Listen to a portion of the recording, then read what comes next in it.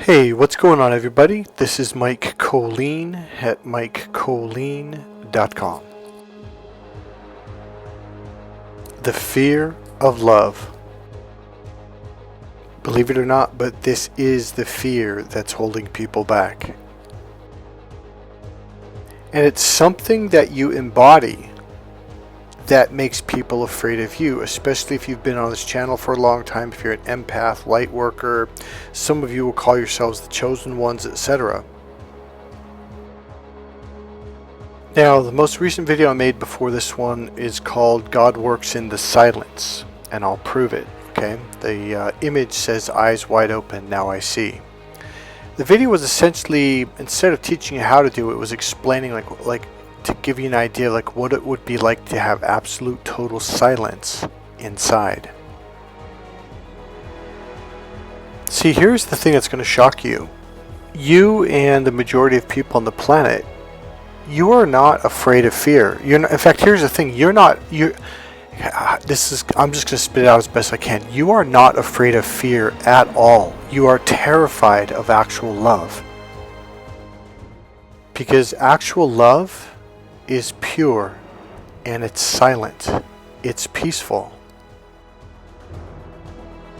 Okay, I want to give you a couple real life examples.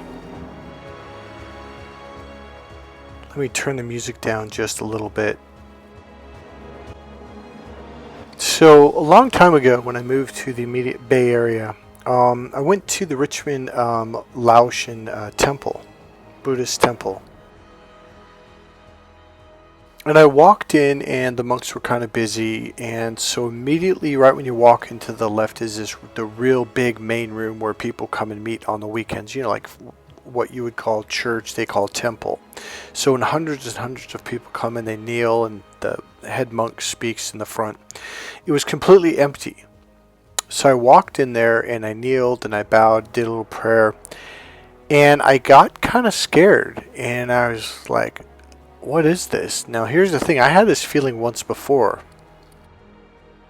and it was the first time I went to a Buddhist temple years and years before that. So I grounded myself and I tuned in and I realized what it was. The energy there is so, what's the word? There's, how do I say this? Okay, I have to use contrast. So in most places, even let's say you go to your friend's apartment or home and nobody's there, nobody's been there for a week, there's energy ping-ponging off the walls, okay?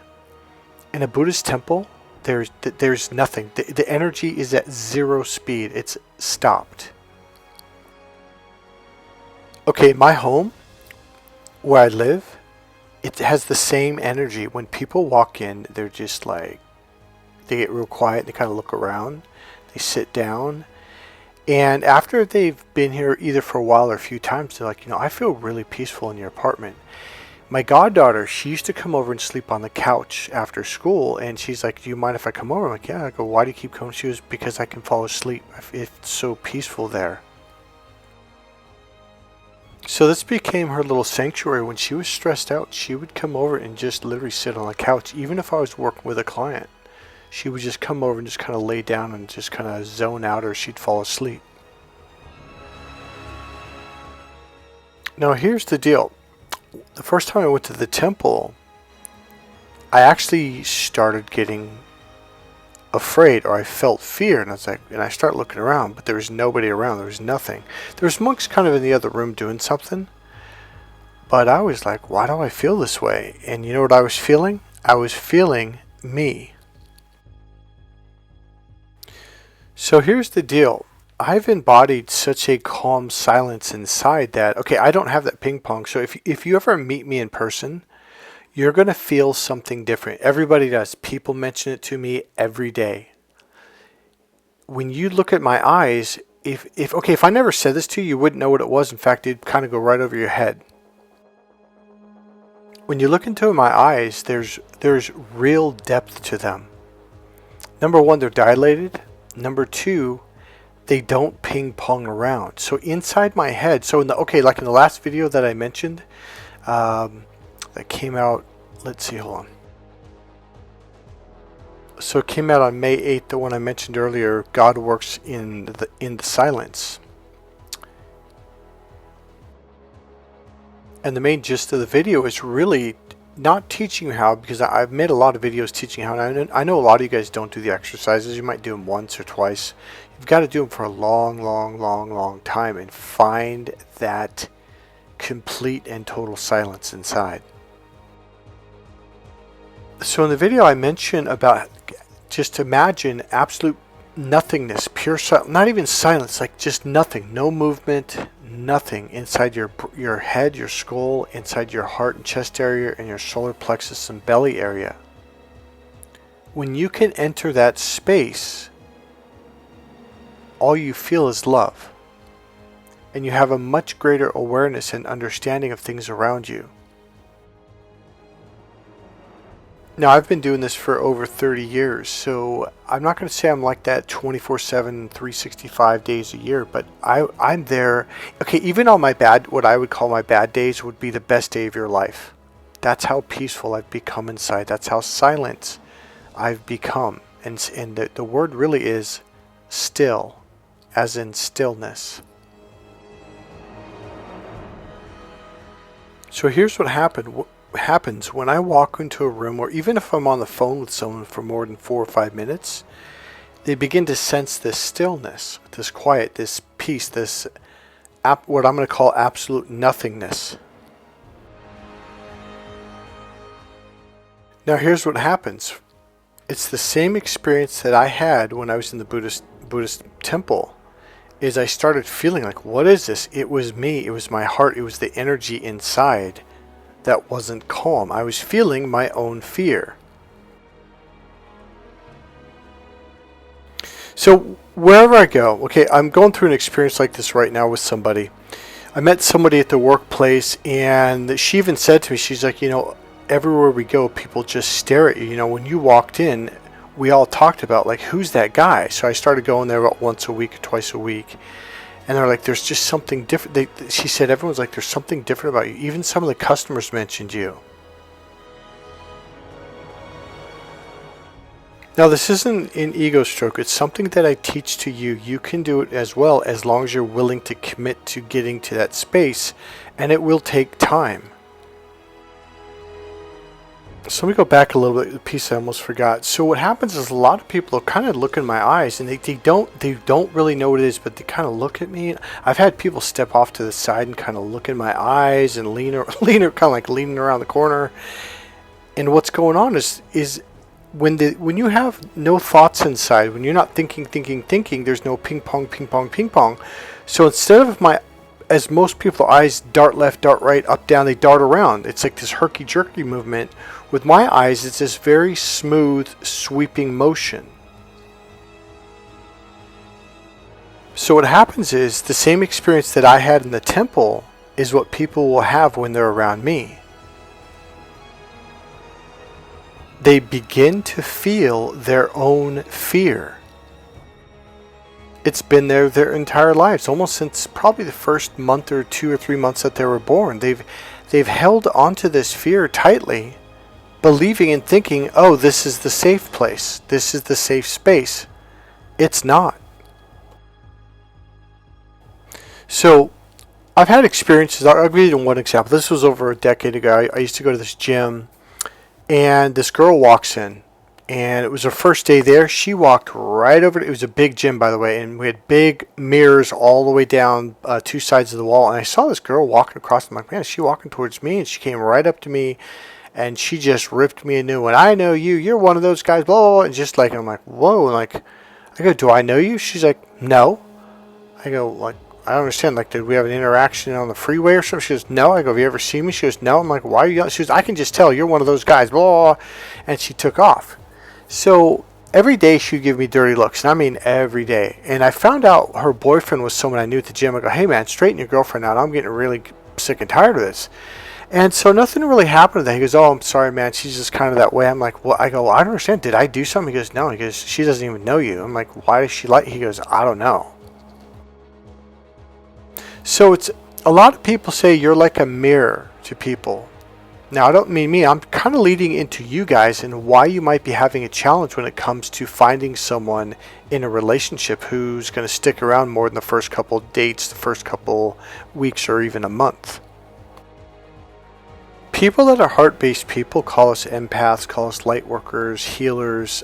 Even, I don't like to use this word because I think like millions of people are using this. They call themselves the chosen ones.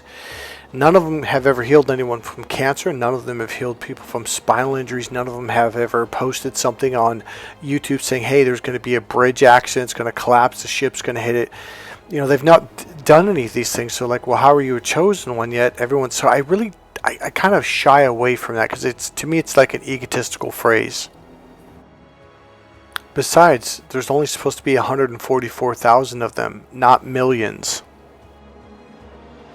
So this young lady came up to me about 6 months later. Now, I was actually pretty young. I was probably at the time 30, probably 31 actually. She was about 26.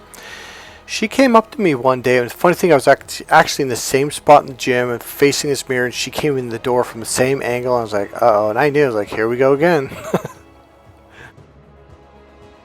Now, by the way, that was the time when I was deep into meditation where I didn't miss a day. I meditated at least 2 hours in the morning and at least an hour plus in the evening, and on weekends longer. Sometimes even during the week I do a 3-hour session or more.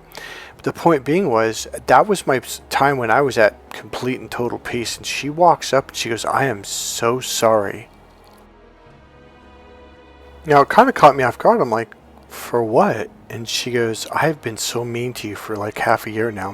I go, yeah. I go, what's that all about? She goes, something about when I first saw you, I just didn't like you. And I'm like, why? I go, did I do something to someone you know? She goes, no. She goes, I've never even seen you before. And I said, so why are you coming up to me now? Like, what changed? She goes, well, I've been watching you for months now. She goes, you were like the nicest guy in the world. Now, here's the deal. I hear this all the time. This exact experience where people are mean to me, and then months, even years later, they'll be like, I am so sorry I was like that to you. And they say the same thing, like you were nothing like I thought you were at all. Now, here's the deal. They're not actually sensing me. They're sensing themselves. They're just not conscious of it. Okay, I'm just gonna say it. Okay, so all these years I meditated, I was trying to let go of the fear. I meditated for hours, for decades. And I got to a really good place where I could meditate for 2, 3, or 4 hours, and boom, I'd be at total peace, and I'd go walk out in the world, and I'd stay at peace for about half the time I meditated. Then I went to energy healing and acupuncture. I did all these different techniques. Then I learned these internal awareness techniques. And then I began to develop my own through teaching my clients and figuring out what works better, etc., etc. Now, here's the one thing that has been, I'm going to say a frustration. It might be a better word, but it's been a frustration of my practices. I work with people, and they say they want inner peace, but it's like they have such a hard time letting go of their fear, letting go of their negativity, letting go of their anxiety. It's like they get to a space where they're at peace, and then boom, they're like, oh, and they kind of get scared, and they go back to it. Okay, I'll give you a real life example. Alright, so I mentioned Adam a lot in my videos over the years. He's been on my channel a few times. Actually, a little bit more than a few times. And when he first came out, we were finally getting him to a place of absolute peace and this space where he at least could experience it for a little while, maybe a couple hours here and there. And about the third or fourth day, he had what I would call a nervous breakdown where he completely fell apart. And what it was is like he enjoyed the peace, but on the other hand, it kind of freaked him out, so he popped out of it. Not only did he pop out of it, but he became very, very defensive. He yelled at me, he accused me of things, and he cussed at me, and all kinds of things. And it was like he was protecting his fear. Now, he finished the course, and what happened was he went home with a deeper sense of peace than he'd ever had in his entire life. Not quite being conscious of it, because he still had some ping pong and fear going on. And he noticed for the first 3 or 4 weeks, like, wow, like I felt so comfortable around people because animals would approach me. In fact, I uploaded a video of that without him talking about that. And he mentioned how he was meeting women for the first time in like a decade. And he's like, it was really weird. Like I was so comfortable. Whereas before I'd talk fast or have anxiety. And I go, so why are you back now? He goes, well, it kind of went away. I'm like, have you been doing the exercises? He goes, no, not at all. People who have a lot of habits like smoking or vaping or what's another one? Drinking, just doing just something that can be considered an addiction. It could be workaholic or, whatever. They do it because they're afraid of the silence. They're afraid of the peace. Now, I've been working with people on this for decades, and I'm telling you hands down, this is the number one challenge working with people, regardless of what fear, problem, challenge. Because a lot of these things are distractions keeping you from finding yourself, from finding your center, from finding that space of nothingness, and here's the funny thing. This is what we're all searching for without even consciously knowing. Like, what am I looking? You're looking for contentment. Sex is a good example of it because it's kind of like a metaphor for everything we do in life. After you have an orgasm, you're just like, relaxed. All your worries are gone. There's no thoughts. Your brain, because it's that chemical that's in your brain that just kind of makes it not numb, but just like silent and peaceful. There's no worries. There's no thinking. It's just everything comes to a full stop. In choir, in high school choir, our teacher had basically said, music essentially is a copy of life. It's a copy of sex. Life is it's like everything is symbolic of each other. Life is like sex. It's like you are in a mellow place, it goes up, and kind of goes back down. And then you get a little more excited, you go up and up and up and up and up and up, and then you kind of go down. And then you have some kind of an outburst such as laughter or anger and screaming. But after whatever the outburst is, whether it's positive or negative, you kind of come to this place of kind of contentment, at least for a little while. And one of the things the teacher said is like, that's the way really good music is made. It's not like it starts and goes to a crescendo. Now, crescendo, as she had said, is equivalent to an orgasm. So you want to lead up to it slowly, and then slowly, da da da da da da da da da da da da da da, and you kind of go up and down. Then you go back down. You go up a little bit higher the third time, and then go back down. Kind of mellow out for a while. Go a little higher and higher than that time, but you don't quite reach the peak. But then eventually, the fifth, sixth, or seventh time, you hit the crescendo. It's like da da da da da da da. It's just like this explosion of music. Now, believe it or not, but this is what I teach in my communication skills, my conversational skills for men on how to create great conversations that women can enjoy, is to not just constantly yell and talk loud, but to be smooth, to be relaxed, to breathe deep, to build up a conversation. A great conversation will literally be just like music. There will be crescendos and peaks and highs and lows and small peaks and mid peaks until it builds up, etc., etc. Everything does this. Volcanoes do this. The the actual expansion of the universe, getting pregnant, eventually there ends up to be this explosion, this burst of energy. Everything goes through this cycle. This is a universal cycle or pattern. Everything comes back down to absolute total contentment. Believe it or not, but that's what you're looking for in everything, even in eating food and exercising. Why do you think somebody wants to be a millionaire or start a business? Because they want to get to a place where they feel complete, they feel whole, they're just content. And a lot of people don't know what they're chasing. They're chasing that place where if I achieve this goal, then I don't have to worry about anything. It's exactly like having an orgasm. All of a sudden, all your worries are gone, at least for the next hour or two. Now, when I was meditating, I wouldn't say that was my goal consciously, But when I found that place of contentment, it's like you cannot explain that to someone. It is a space. It's a space of nirvana where there's just no worries. There's no not like literally, if you meditate really good, you could have a broken leg and you wouldn't even feel it. I do not know how to explain this. I don't want to say you disconnect from your body, because it's not a numbing. It's more like an expansion. It's more like a man, I don't know how to explain it. All right, so let's get back to the actual purpose of this video.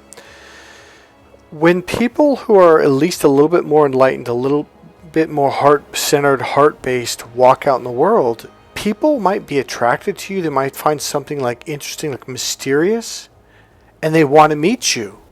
But then when they do, they're like, whoa, there's something a little bit too much in there. I call it going into a Buddhist temple effect. It's like there's a sense of even if you're not completely peaceful, even if you're like 50% more or maybe 60% more peaceful inside, and when I mean peaceful, I mean energy spinning around, they're kind of like, whoa, I'm not used to being around someone like this. So they get kind of scared, but they don't know what it is. Now here I am walking around in damn near zero peace. When I mean zero movement, zero energy inside. It really can freak people out. People will just stare at me. Because here's the deal. For a moment, they will feel that inside themselves. And they're, whoa, like it makes them feel or believe like they've lost themselves when they haven't at all. In fact, what's happened is they've silenced the noise that has kept them from knowing themselves. And that's it. People are terrified of actually finding themselves and knowing themselves.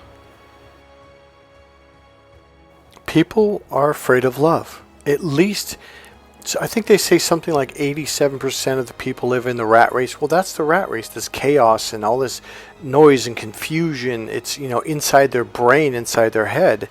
This is why people play music all the time. They go to sleep with the television on, or they're constantly smoking or drinking coffee, or everything is a distraction. It makes your brain spin and go faster and faster, makes your heart beat faster. So now you got all this chaos. It's kind of like this white noise, if you will, this noise that kind of blocks everything out. So you're at peace, even though you're not at peace at all. You're in total chaos. So by creating this constant internal noise, thinking, and playing music, and making your heartbeat go faster, you have all this distraction. It keeps you from finding yourself. It keeps you from knowing yourself. It also keeps you from finding that space of love inside. For well over probably 15 years, I called it the art of letting go. Letting go of the noise, letting go of the distractions, letting go of holding on to thinking, and just letting go to complete silence. I used to call it the art of letting go.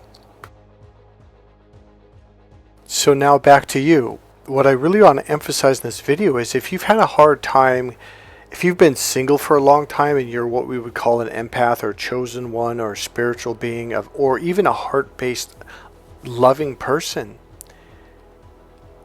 and people may get mad at you or make up excuses, oh, you're this, oh, you're that. It's not you, I'm telling you.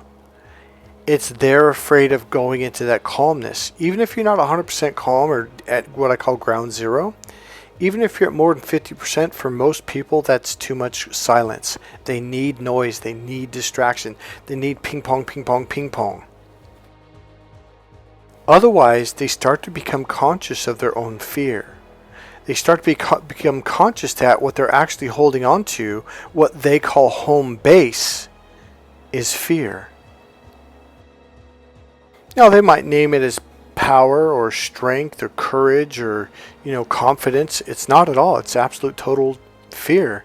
So when people come around someone who's very silent inside, it reveals this fear that they're clinging to because there's not a bunch of noise around it to kind of, distract them from what it is that they hold near and dear to their heart, which is fear. So people are terrified of love. It's very similar to when I walked into the temple the first time. I was like, whoa, like, what is this? It was absolute peaceful silence. It was love. It was nothingness. There was no movement. There was just like the energy was just grounded. And most people are not used to that. They've never been in that space. So it's like, whoa, like, what's going on here? Like, this is weird. And that's what I started to think. I'm like, Michael, you've been going to the temple for years. Like, what's going on?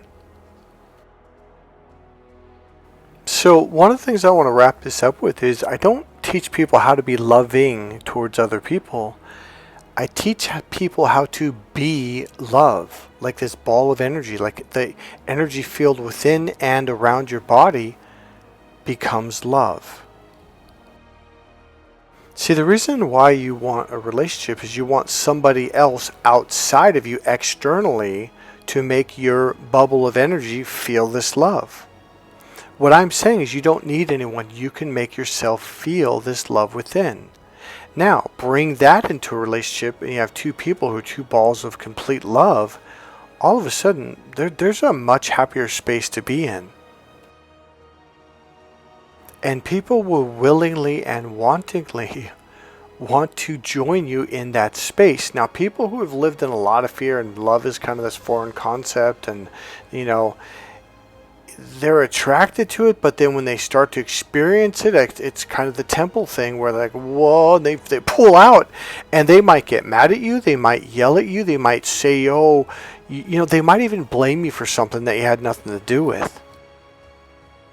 Now, I wanted to make this at the beginning of the video and I forgot. I'm going to make a prophecy right now. Something that came to me about an hour or so ago, right before I started this video. There is going, and here's the word, I don't know why, but this word, it's shift. There is going to be a shift. Now, something's going to precede this shift, and I'm going to use the word event. I don't know if that's the right word, but I can't find a better word for what I'm kind of seeing. There's going to be something, there's going to be a happening, there's going to be an event. I don't necessarily mean like a good, or it might be good, it might be really bad. I don't want to, it's not the depiction I'm trying to give right now. But this event, this thing, this shift is going to cause the shift, and it's going to make people more aware. It's almost like, okay, all these people that are living in the shadow, that are hiding and, trying to distract themselves or pointing fingers. Oh, look at that empath. Oh, they're weird. Oh, there's something wrong. Oh, and what's going to happen? It's going to cause them. How do I say this? Man, I'm going to do my best here. There was a word and a thought I lost. I might have to put it back in another video, but it's like they're coming out from underneath the shade, out from underneath this darkness that they've lived in their whole life, that they've clung to. And I am telling you, people are terrified of the light. They are terrified of freedom. They are terrified of love. I'm telling you, if you think people want that, no, they don't. People want their fear. They do not want to let go. They're terrified of letting go of the darkness. The funny thing is, it's an odd, how do I explain this? It's like the chaos, the fear, the ping-ponging blocks out the very thing that they're holding on to. It keeps them from realizing, oh, I'm the one who has the fear. Oh, the fear's inside me. Oh, I'm the one holding on to it. It distracts them from that because it's like, okay, here's what someone said. Okay, so a long time ago, my younger sister was seeing this therapist, and for some reason she said, you should talk to her. I'm like, oh, okay, but she kept bugging me. I was like, all right, I'll go talk to her, whatever. So she, essentially when I went in, so my sister had filled her in about my mom, how chaotic my mom was, and et cetera, et cetera. And this therapist said, has there ever been a time in your family's life where everything was good? The bills were paid, your mother had a job, you guys had a roof over your head, like everything was good. You had food in the refrigerator, nobody was in trouble at school. It's like, oh, well, yeah, of course. And then she goes, and then what would happen? And I thought, well, I'm kind of like, what do you mean? She goes, think about it. And I pondered for a split second, and then it hit me like a ton of bricks. I go, oh, she would start yelling and screaming. She would start making stuff up, etc., etc. Like and I said when nothing was wrong, she'd suddenly get mad about something when it was actually a good thing. And she said, yeah. And she goes, do you want to know why she did that? And I said, yeah, sure. And she goes, well, Michael, even though people are in a bad circumstances and they're yelling and screaming and like the bills aren't paid or the car broke down and there's chaos and stress, even though they don't like it, it's what they know. So if someone's grown up in a life where they've constantly struggled and suffered, or they're living in poverty and always worried about something, even though they don't like it, they know how to deal in that type of environment. So she goes, whenever you took your mother out of that environment and put her in a peaceful environment where everything was okay, for the first couple of days she might have liked it, but all of a sudden she started getting really fearful. And so this therapist said, your mother probably even created stuff to cause problems just so she could create the chaos that now she goes, now listen, she may not like it, but she's comfortable in that type of environment because she knows how to deal with those kind of problems. When you take her out of the environment, she doesn't know how to act. She doesn't know what to do. She doesn't know how to deal with peace.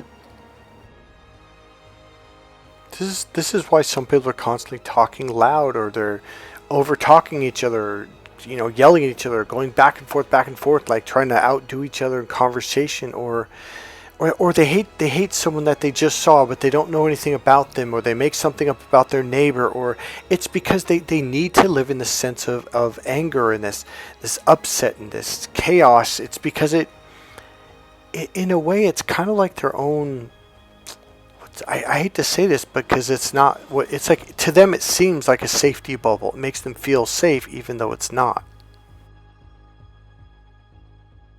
So all I'm saying is most people, and I'm talking over 90% of the people on the planet, they're terrified of actual love and peace. But I believe whatever this event is going to be, I'm not saying it may last forever, but I think it's going to pop people open for a moment, and they're going to come out from their darkness. They're going to check things out and be like, whoa, and they may go back into the chaos. But I think it's an evolution. It's what's the word I'm looking for? It's a process, because here's what happens when you go into a silent space such as the temple, or when you're around someone like me who's completely silent inside. You kind of quiet down. Whoa! So now you start seeing yourself, and a lot of people don't like that. They feel ashamed or hurt or guilty or afraid people aren't going to like them for who they are, or whatever it is. And so I do believe, though, it's the more you kind of pop out and pop out again, and find that peace, that absolute silence and nothingness, it's part of the process where you start feeling comfortable in that space. It is a process, and it is a conditioning effect. And this is the work that I do. If I could say if someone goes, Mike, what do you do? I help people find that peace inside, that silence. I teach them how to find it and create it. Over the years working with clients, every now and then I'll get 1 or 2 out of 10 that will, when we open them up and they find that space, that expanded awareness and that silence, they at first like, whoa, what's this? And they have this deep, and boom, they close right up. Some of them will start yelling at me. Some of them will start screaming. I had one guy get up and just walk out immediately. So for a lot of you, when you bump into people that are completely closed at the grocery store, wherever, and all of a sudden they start yelling, if someone you've never met, someone you've never seen before or never had a problem, if you were very grounded and very open in that moment, especially emotionally, that will freak them out. Because unconsciously, it's kind of, they go into rapport and they open up, and what happens is it freaks them out because they're afraid to open up. They're afraid of the silence, which is clarity. What tends to happen is they start to see their own lies, the things that they do to people, and on, all the negative main things that they do. And they're like, no, because as a narcissist, they have an image of, oh, I'm this perfect being, I don't do anything wrong. And then what happens is they see like, holy shit, I'm doing a lot of things wrong, and then they close right back up. And what they do is they attack you because they're trying to get you to close up, so next time you come around, well, that you're not open. Therefore, they don't have to open either. Alright, that's a good place to end this video. That I capped it off really well. I really liked how that turned out.